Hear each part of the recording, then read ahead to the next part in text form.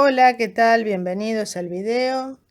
Eh, el tema de este video va a ser la psicología de la Gestalt, que si bien no tuvo demasiada trascendencia en cuanto a la utilización de la Gestalt como teoría que haya dado influencia en algún formato didáctico o directamente relacionada con la psicología educacional, pero sí influyó en una manera de concebir el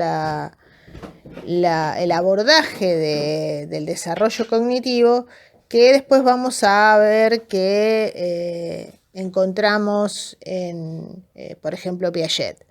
Entonces, bueno, Vygotsky también hace análisis de algunos de los escritos de los varios autores que tuvo la Gestalt. Entonces, bueno, si bien directamente no hay una psicología educacional relacionada con la Gestalt, no puede despreciarse su influencia. Por otro lado, es una teoría que Juan Ignacio Pozo, que hace un libro sobre las teorías cognitivas y analiza las distintas teorías, las más relevantes, ¿no es cierto? Ubica la teoría de la Gestalt dentro de es decir, él clasifica las teorías en dos tipos, ¿no? Las teorías asociacionistas y las teorías de reestructuración, las denomina él. Es decir, son de reestructuración porque se supone que la mente se organiza de manera con una configuración estructural y es justamente en el desarrollo lo que se va modificando es esta estructura, ya sea porque se reconfigura la estructura o porque se agregan otras estructuras. Entonces, todas las teorías que trabajan desde esta lógica, Pozo las ubica en el capítulo, digamos, de las teorías de reestructuración. Digamos, otra cosa en común que tienen todas las teorías que toman esta lógica es un papel activo de parte del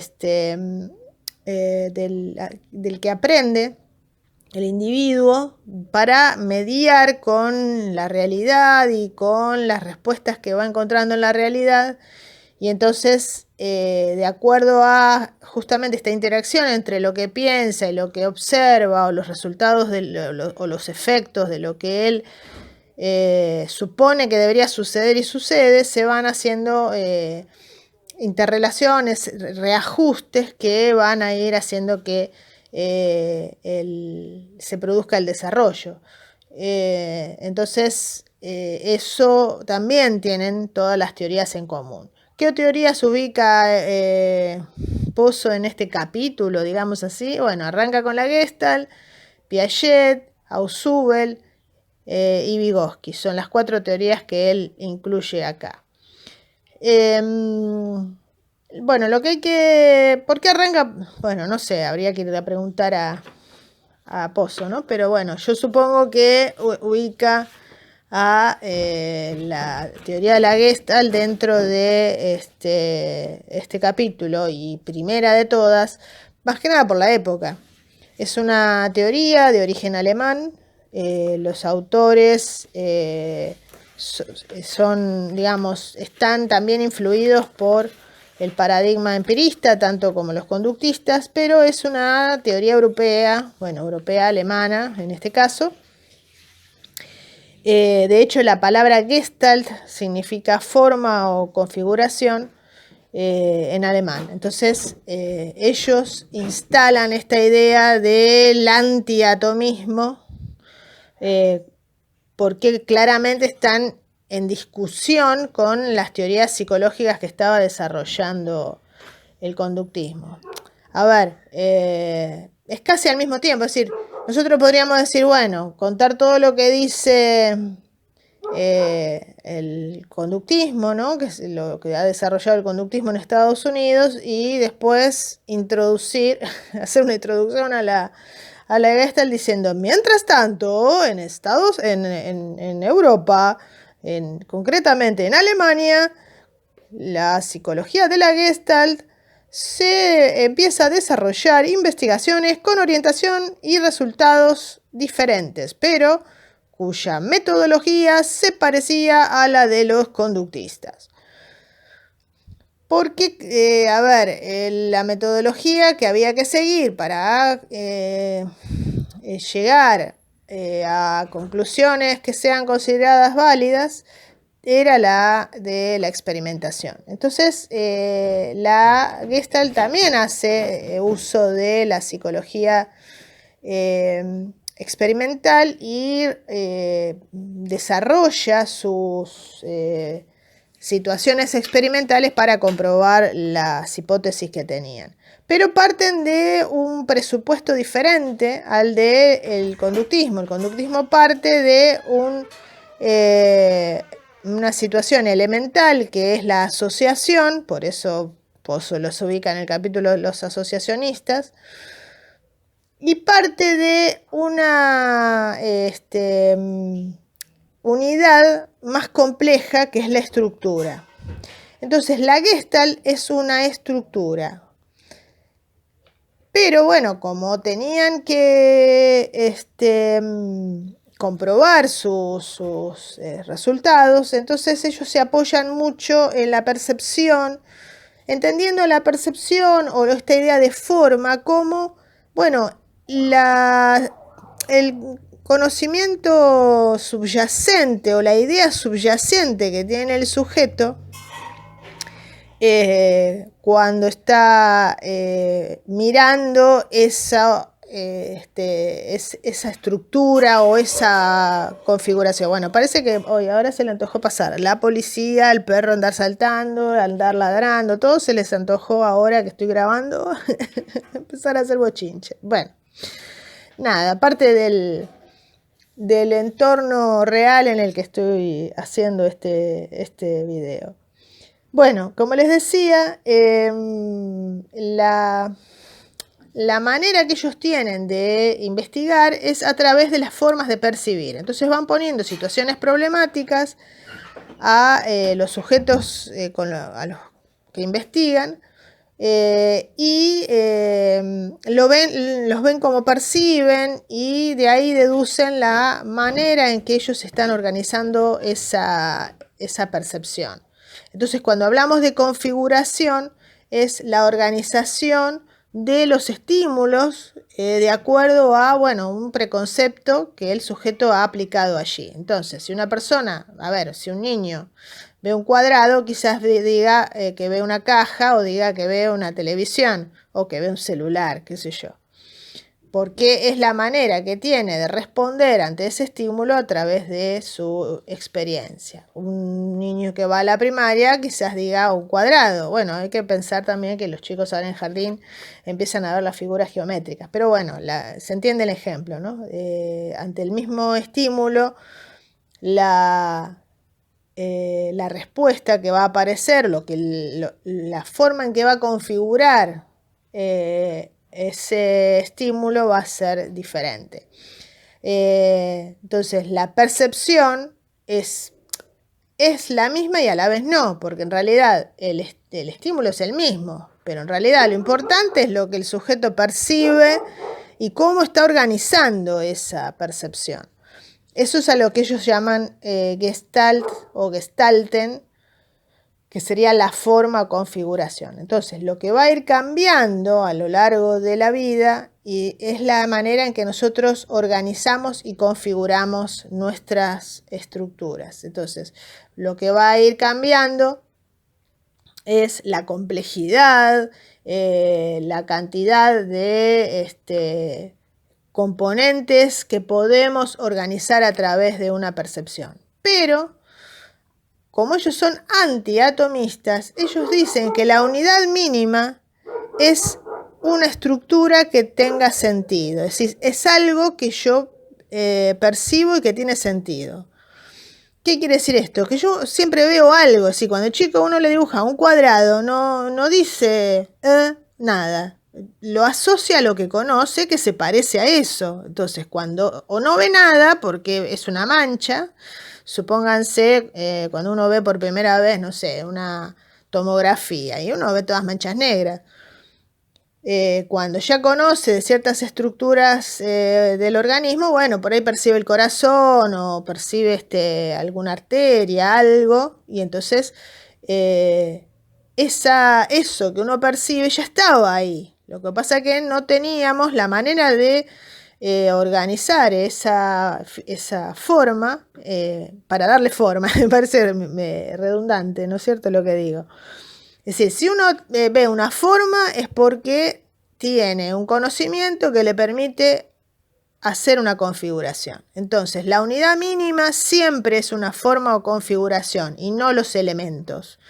Por eso, la frase más conocida de la Gestalt es que el todo es más que la suma de las partes. En el libro de Pozo está el ejemplo, bueno, ponen una partitura y dice, bueno, en realidad nosotros no percibimos, no sé, supónganse una canción de Los Redondos, uno no ve, no escucha cada nota por separado, sino que escucha la melodía completa y la reconoce porque esa configuración ya la escuchó antes y entonces dice, ah, está el tema, está el grupo,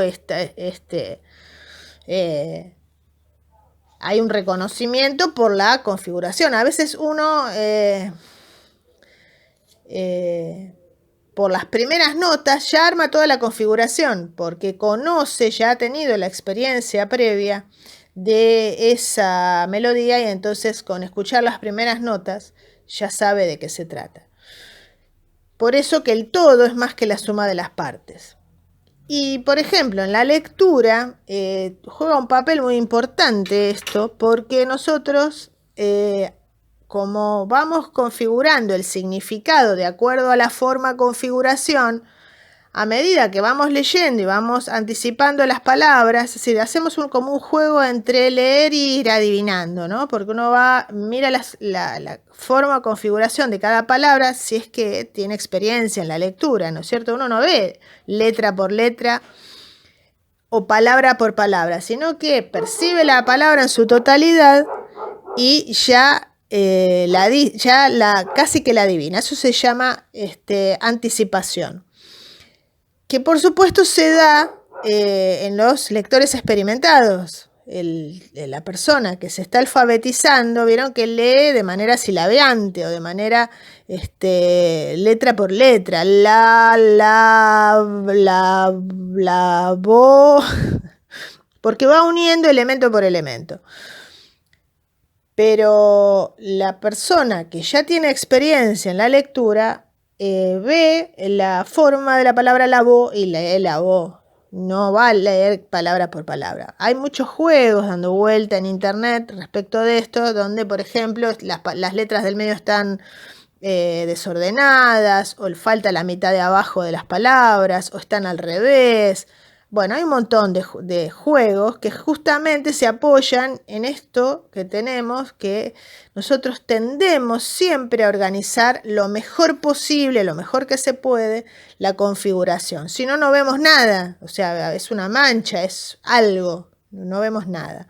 Cuando vemos algo, entonces lo que estamos haciendo es, de acuerdo a la configuración que podemos asociar con eso que está ahí, decimos, sí, esto es, supónganse, vemos algo, números con una X, sí, ecuación, porque nosotros tenemos asociada que esa configuración donde hay una X es una ecuación.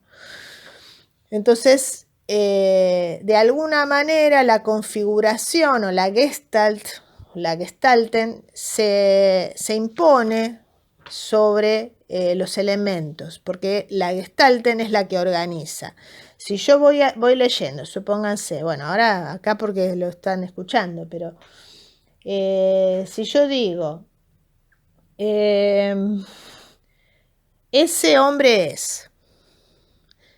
es bien, ese hombre es bien parecido, ese hombre es bien parecido a un mono. a medida que íbamos agregando palabras, el sentido de la oración iba cambiando. Entonces, la totalidad es la que le da sentido a la oración. Por eso se nos hace dificultoso cuando tenemos un texto que es muy largo, porque hasta que no terminan todas las frases, hasta el final, no sabemos qué es lo que nos quiere decir. Nos cierra la idea, por decir así. Cerrar la idea quiere decir que se configuró la Gestalten, ¿no? Y a veces dentro de la frase, ¿no? Del párrafo que estamos leyendo, decimos ya está, cerró la idea y después más abajo niega todo. Entonces uno se quiere matar porque ya armó su Gestalten, le quedó la forma divina y resulta que después dice pero, y ahí hay que tachar todo porque no opinaba eso ese autor, opinaba todo lo contrario. Entonces, las características entonces de la Gestalt coinciden en las otras teorías mediacionales. También se les llama mediacionales justamente por esto, porque el sujeto va a mediar con el mundo exterior. No me acuerdo si lo dije o no, porque trato de ir ordenadamente, pero bueno, a veces se me ocurren cosas y entonces me distraigo un poquitito. Bien, entonces la Gestalt sería esto, ¿no? Esta forma o configuración. Entonces, ¿cómo piensan ellos el conocimiento? Bueno, ellos dicen que hay dos tipos de conocimiento. Por un lado, el aprendizaje productivo y por el otro lado, el aprendizaje reproductivo. El aprendizaje reproductivo es el aprendizaje que nosotros hemos acumulado por la experiencia. Es decir, que yo pueda ver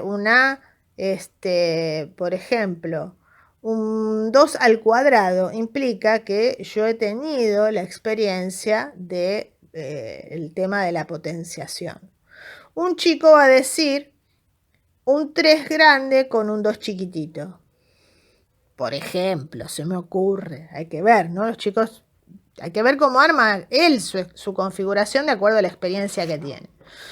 Entonces, en este caso, ¿qué está pasando? Está poniendo en juego el aprendizaje reproductivo para poder reconocer esa forma y darle un sentido. Si no hay aprendizaje reproductivo, es decir, no hay nada con qué asociarlo, no hay nada con qué armar la configuración y no va a haber forma. Eso que está ahí es como, no sé, mirar letras chinas. Uno sabe que son letras chinas, pero uno mira todo eso, ¿no?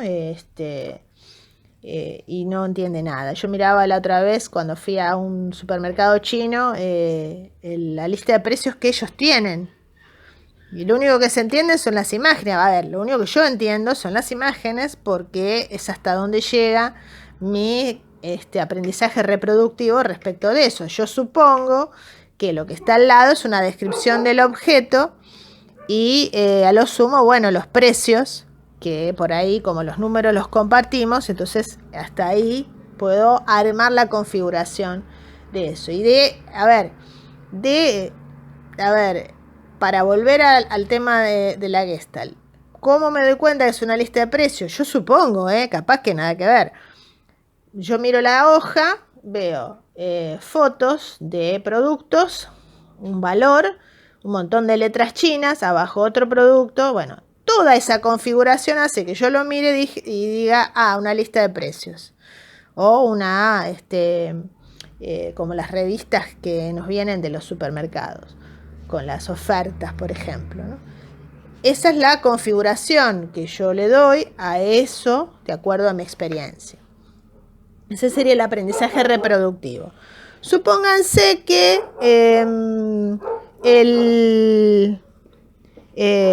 que alguien me cuenta o me lee ahí, me dice que es, y resulta que no era eso, era otra cosa.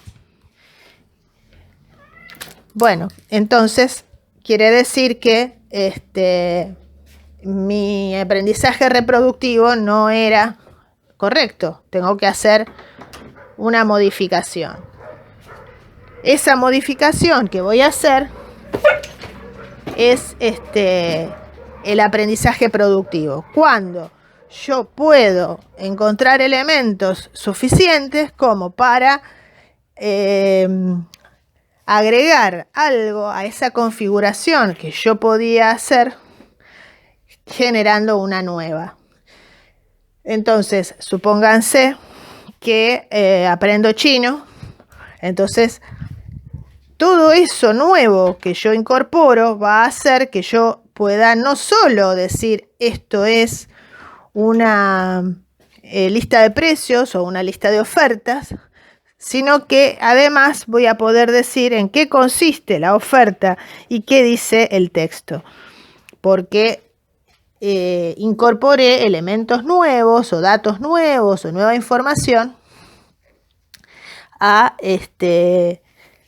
mi conocimiento, y entonces todo eso nuevo es una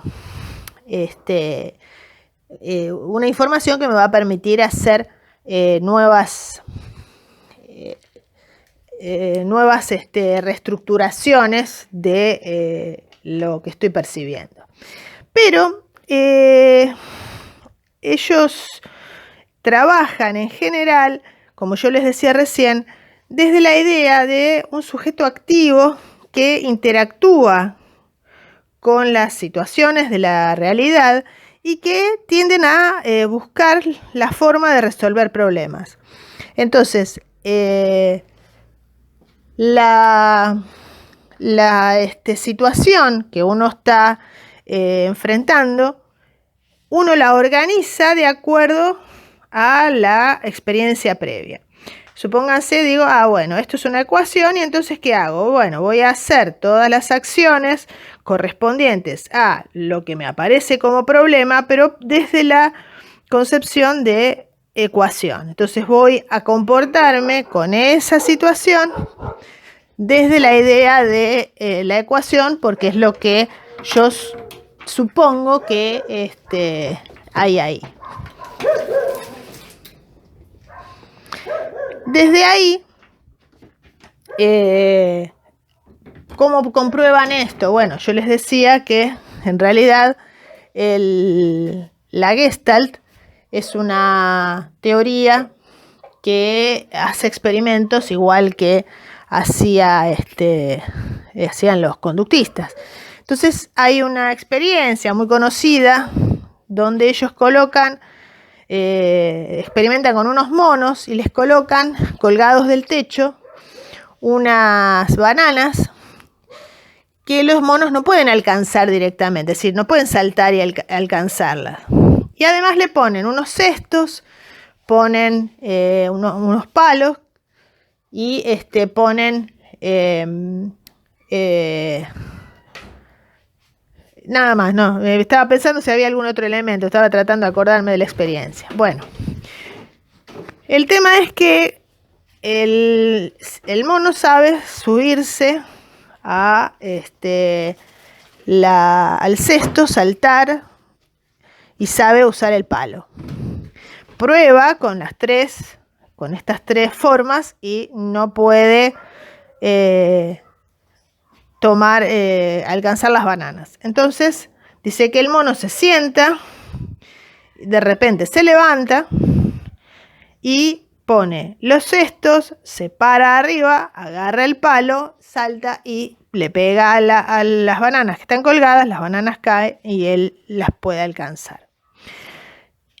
Dice que este tipo de solución, que es creativa, porque esa configuración no la había utilizado nunca, es decir, la de combinar estas tres acciones que él hacía por separado. Es decir, combinarlas las tres es un aprendizaje productivo porque es nuevo dentro de las habilidades que tenía el mono.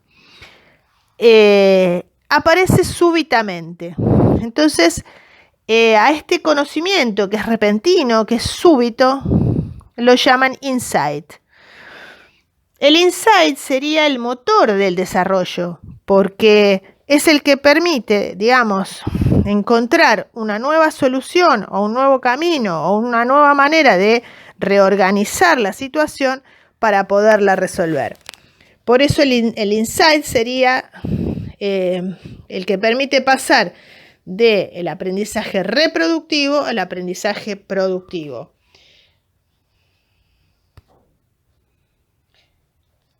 Ahora bien, esta configuración que cambia, ¿no? Es decir, en realidad los elementos son los mismos. El que cambió es el animal, que encontró una nueva manera de organizar los elementos para solucionar el problema. ¿En eso es productivo o es creativo? Entonces, la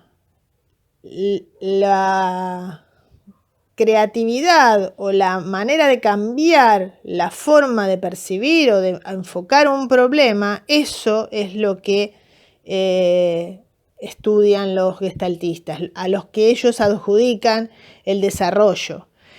Pero esta situación que parece súbita y repentina, que también recibieron críticas respecto a esto, porque es como que así de la nada, ellos dicen que en realidad lo que pasa es que mientras se estaba mirando el problema, se estaba madurando ese problema. Es decir, uno lo va enfocando de una manera, lo enfoca de otra. Y por ahí se va a dormir, ¿no es cierto? Y cuando se despierta ve una manera de enfocar el problema que no se le había ocurrido antes y ahí se dio el insight. Esto es repentino, es súbito. En la película Los Coristas hay un momento en el cual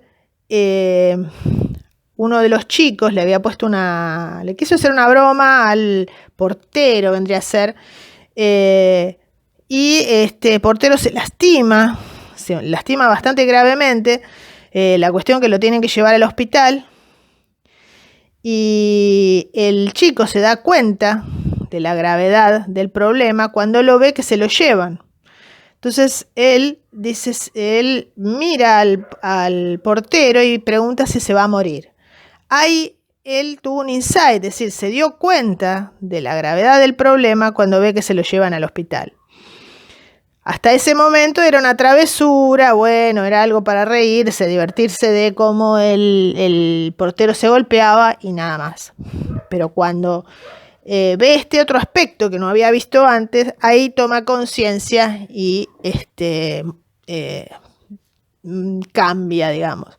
Entonces la toma de conciencia es algo que va a ser importante en todas estas teorías mediacionales, porque como forma parte de la actividad del sujeto, el hecho de poder desarrollarse, requiere de que se dé cuenta del error o que se dé cuenta de la nueva manera de abordar el problema, y sin esta toma de conciencia, sin este cambio que se da en el interior del desarrollo cognitivo del sujeto, no hay aprendizaje productivo para utilizar el vocabulario de la Gestalt. Entonces, a través de todas estas experiencias que ellos hacen siempre en relación a la percepción, van encontrando algunas regularidades, es decir, ciertas leyes que parecen incidir en la forma en que percibimos, que son las leyes de la percepción, y allí vamos a encontrar, bueno, por ejemplo, la relación entre la figura y el fondo, que es de acuerdo a cómo se dan estos elementos y los elementos que componen la figura y el fondo, si hay mucho contraste, no hay mucho contraste. Vieron que hay unos juegos de percepción donde hay un montón de globitos de distintos tonos parecidos, supónganse todos naranjitas, amarillito, en esa tonalidad, y en el medio se supone que hay un número. Hay un número. Y bueno, uno ve o no el número. Entonces, acá el contraste, o sea, la forma en que está compuesto ese elemento, no, digamos, es confusa intencionalmente para hacer que a uno le cueste percibir algo, o sea, que la Gestalt nos lleve tiempo y nos dé trabajo encontrarla.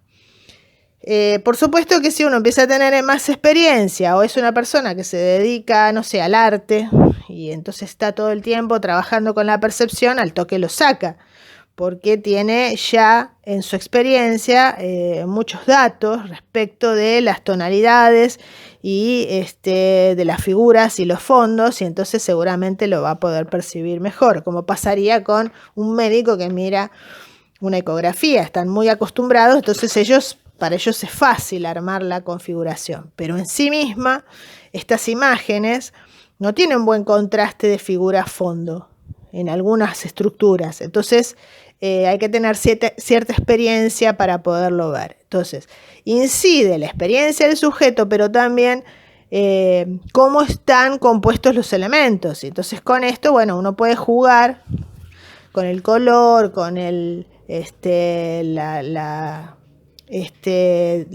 contraste entre colores o el contraste entre oscuros y claros, en fin, para generar distintas configuraciones. Una buena forma es una forma simple, más o menos simétrica, que no genera demasiado esfuerzo encontrar la figura, la configuración. Si uno mira, si hay en una hoja un cuadrado, bueno, a lo sumo, como decía yo, bueno, un nene dirá que ve un teléfono y otro chico, bueno, si es cuadrado no, pero una caja, supónganse, porque en general los celulares o los teléfonos son rectangulares. Nosotros vemos un cuadrado, pero a ver, no nos podemos ir mucho de ahí. Ahora, si vemos una mancha de Rorschach, justamente las manchas de Rorschach, que es un test proyectivo. ¿Por qué es proyectivo? Y bueno, porque no son buenas formas, sino que son formas confusas, son formas que no tienen una figura simétrica, clara, bien percibible, sino que hay un montón son manchas, ¿no? En definitiva, que obligan a la persona a hacer uso de toda su experiencia para poder ver en eso que es algo caótico un orden. Entonces, todo eso que hace que ponga en juego para ver algo, habla mucho del sujeto y por eso se utiliza como test proyectivo, porque uno proyecta allí experiencias, vivencias, bueno, por supuesto el nivel cognitivo que la persona tenga, ¿no? La mayor o menor creatividad y la capacidad de ver algo allí, si tiene más o menos recursos, tiene que ver con la experiencia y también la capacidad intelectual con la que ha podido aprovechar experiencias anteriores para solucionar este problema nuevo. Entonces, yo les decía, bueno, la relación entre la figura y el fondo es una de las leyes de la Gestalt. Otra es la ley de la semejanza. Uno tiende a hacer formar parte de la misma configuración aquello que se parece. Bueno, otra de las leyes es la ley de la totalidad, que justamente es la más llamativa, digamos, de esta teoría, o la que más la representa, porque es la ley de que el todo es más que la suma de las partes, ¿no es cierto? Bueno, la ley del contraste o ley de figura-fondo. Otra ley es la ley de cierre, que justamente la ley de cierre lo que muestra es que justamente que el todo es más que la suma de las partes, y que no vemos nosotros, no nos juntamos distintos estímulos y con los elementos de los distintos estímulos configuramos la totalidad. Por ejemplo, un auto, uno percibe el auto en la totalidad, no percibe ruedas más puertas, más manija, más vidrio, más motor, más... Uno ve eso y dice auto. Entonces, la totalidad, la ley de cierre quiere decir que uno, una vez que organiza la configuración, aunque haya partes que no se vean, uno las ve igual. Un cuadrado puede estar, qué sé yo, que le falta una esquina y uno igual ve el cuadrado.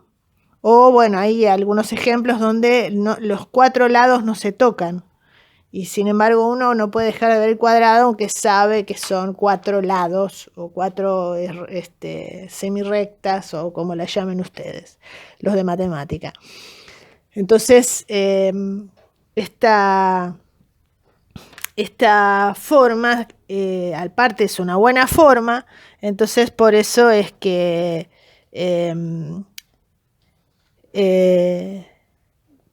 se impone por lo sencillo, ¿no es cierto? Porque es simple, bueno, justamente a esto, es decir, a esto que se impregna o que se impone, porque cuando lo vemos no podemos dejar de ver eso, es la ley de pregnancia. Sería como, bueno, tiene una fuerza esa forma que hace que uno no pueda dejar de ver eso. Había hace un tiempo una bailarina que giraba, ¿no? Y uno la miraba y giraba para un lado. Y de repente por ahí miraba para otro lado, la volvía a mirar y estaba girando para el otro lado. Pero una vez que gira para el otro lado, uno no puede volverla a ver. Le es difícil volverla a ver girando para la otra parte, para el otro lado. Esa sería la noción de pregnancia. Bueno, entonces hay un montón de leyes. Estoy, digamos, mencionando las más importantes o las más conocidas, ¿no? La ley de proximidad, por ejemplo, sería semejante a bueno, hoy estoy con la redundancia de palabras, la ley de semejanza, porque dice que todo aquello que está más próximo tiende a ser parte de la misma configuración. Entonces, si nosotros tenemos 2 imágenes, por ejemplo, bueno, yo tenía filas de puntitos, ¿no? Entonces, las filas de puntitos uno tiende a ver como formando parte de la misma configuración los puntitos que están más cerca, por eso uno ve filas, que los que están más alejados. Entonces, si yo tengo, supónganse, puntitos organizados en 3 filas que están próximas, un espacio más grande y otras 3 filas de puntitos que están equidistantes, uno tiende a ver 2 hileras de puntitos, porque la ley de proximidad hace que uno no pueda evitar esa organización. Todos estos principios y leyes, ¿no? La ley de cierre, el contraste, de la forma en que uno interactúa con la imagen entre la experiencia y la figura y todo eso, hace que se explique cuáles son los elementos que intervienen en la configuración. Pero la experiencia es fundamental, porque justamente la experiencia es la que permite el pasaje de decir, si bien hay cosas de la figura o de la Gestalt que se imponen, como en la pregnancia, no siempre las situaciones son pregnantes, a veces son difusas o confusas y entonces no hay pregnancia, como en las manchas de Roger, pero en otras sí, bueno, uno no puede evitar ver eso, y de hecho a veces uno se entrena para dejar de ver lo que está viendo, ¿no? Hay un juego, yo trabajaba, bueno, ahora con el COVID veo que no, en una empresa de animaciones científicas, entonces les hacíamos hacer una prueba de concentración. Entonces la prueba de concentración consistía en seguir las instrucciones, pero la persona que iba diciendo las instrucciones no hacía siempre lo que decía, a veces hacía otra cosa, y los chicos tienden a imitar, o los chicos y los grandes, ¿no? Uno tiende a hacer lo que el otro hace y no lo que dice, porque aparte es un mecanismo más primitivo el de imitar que el de escuchar el lenguaje, es más simple de procesar. Entonces hay que aprender a no ver para poder hacer bien la tarea de imitar, de seguir las instrucciones, perdón. Entonces, en estas situaciones, bueno, para resolver ese problema hay que hacer eso. Pero bueno, eso también es un aprendizaje y es una manera de conseguir el pasaje del aprendizaje reproductivo al productivo.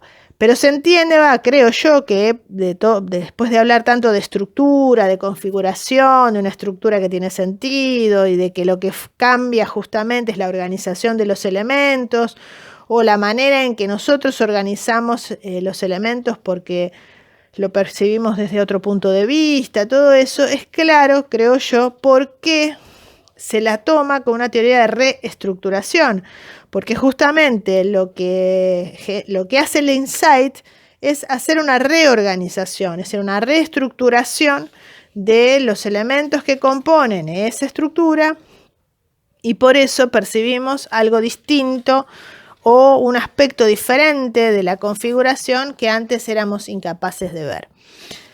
Entonces, la importancia que tiene la Gestalt es justamente porque empieza a explicar cómo hacemos para pasar de la experiencia a los nuevos aprendizajes a través del insight.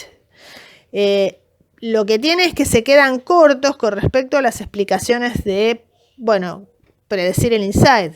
¿Qué hace? ¿Cuánta práctica hace falta? De hecho, es un problema que todavía hoy en día no está resuelto, aunque haya teorías que lo hayan explicado mejor, ¿no? Hay actualmente, incluso desde los campos específicos, ¿no? Cada uno desde su campo está tratando de estudiar a ver cómo hacemos para pasar de una conceptualización a otra, y ni siquiera los autores se ponen de acuerdo y cada uno los definen de manera distinta, porque evidentemente no es tan sencillo, porque esto es muy subjetivo y participa la experiencia y también parte de la resistencia o aceptación del propio individuo a cambiar sus estructuras previas o no. Es decir, empiezan a intervenir otros factores, entonces no es tan fácil. Pero bueno, digamos que uno de los puntos flojos que tiene esta teoría es justamente